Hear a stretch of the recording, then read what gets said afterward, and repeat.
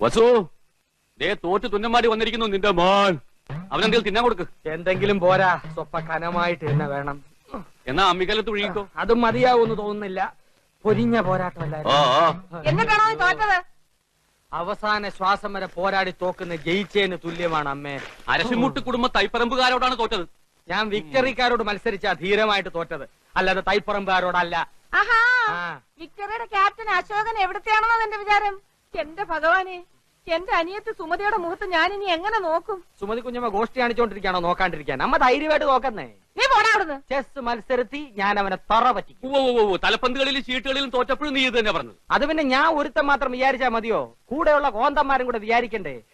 ചെസ്സിനാവുമ്പോ എന്റെ മണ്ട മാത്രം മതിയല്ലോ. എടാ മരമണ്ട, അതിലും നീ തോറ്റേച്ച് വന്നാലുണ്ടല്ലോ നിനക്ക് ഞാൻ പച്ച വെള്ളം തരത്തില്ല. പച്ചവെള്ളം ഫ്രീ ആയിട്ട് ഹോട്ടലിൽ നിന്ന് കിട്ടും.